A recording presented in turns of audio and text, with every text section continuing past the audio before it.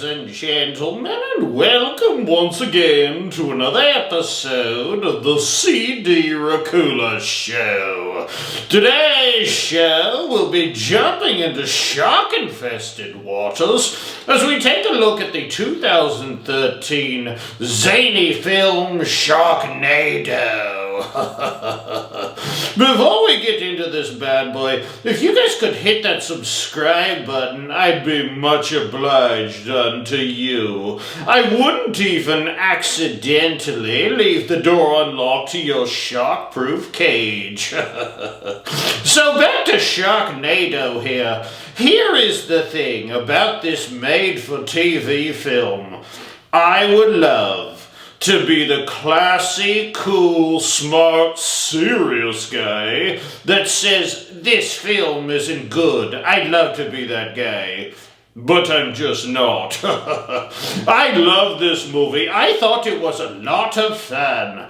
If you're coming in watching this movie and are expecting an incredible storyline with incredible acting and incredible special effects, you're in the wrong place, baby. But for some reason, this film works for people, including this 600-year-old vampire. And I'm going to tell you what my theory is on why people love this movie. I mean, this film spawned multiple sequels, like a Fast and Furious amount of sequels.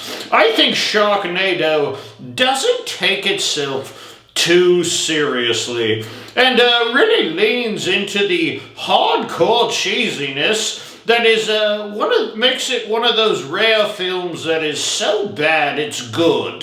The label's so bad it's good. It gets thrown around quite a bit, but honestly, it might be harder to make a film that's so bad it's good than an actual serious horror film. I mean, think about that for a second. No one is going to call this film a masterpiece. Well, some of you might.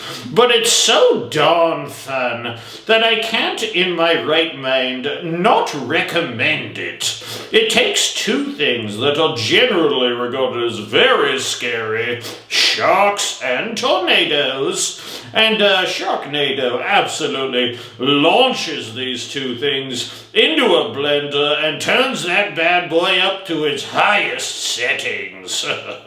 I'm usually the biggest hater on CGI special effects, but Sharknado was so over the top with it that you can't help but laugh. Definitely a fun watch. And if you come into this movie with the right attitude, you'll find the city of Los Angeles with sharks raining down on you and trying to ram you off the highway a pretty fun-filled ride. Now, is this movie going to scare you? No, it isn't scary at all. You want scary, you can go watch Jaws, okay? This movie is meant to be pure entertainment, plain and simple. In fact, I'm giving it very low marks on the old scarometer, but don't take that personally, Sharknado fans. Tara Reid is in this film. I mean, you guys can say whatever you want about Tara Reid, but she was the absolute it girl for quite some time, and she was actually in one of my favorite non-horror movies, The Big Lebowski. You know, the girl who gets her little toe cut off. If you ever saw that movie, you know what I'm talking about. Oh, by the way, beware here, because spoilers are a-coming. I do want to talk about the ending to this film because it is so redonkulous. Are the kids still saying redonkulous, or is that played out? I'm a little older, so...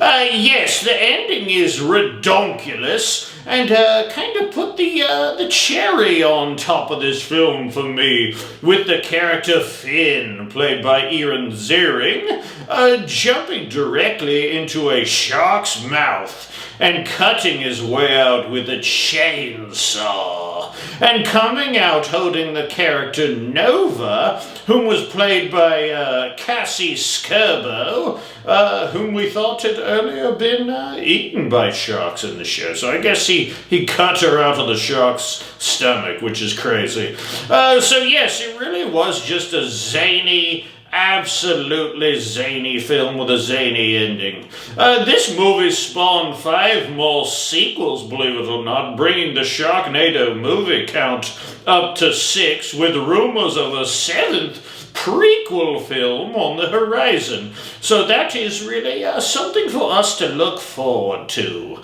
Anyway, I would like to thank you guys for joining me here on this episode of the CD Racoola Show. And if you could hit that subscribe button, I'd love you right to death. Please join me next episode of the show as I took a look at the 1987 horror anthology film Creepshow 2. Oh, Creepshow is always right up my alley. So, till next time, my little bloodbags out there in YouTube land, I will leave you with this. If you ever find yourself in a Sharknado situation, just remember that if you ever get into a fight with a shark, that you should jab it in the eyes, and it will lose interest and leave you alone. That is, of course, unless the shark goes ahead and it bites your head off, then it probably won't matter much anymore. Ta-ta, my dears. Ta-ta. Stay out of the water unless the water comes to you. Ta-ta, ta-ta.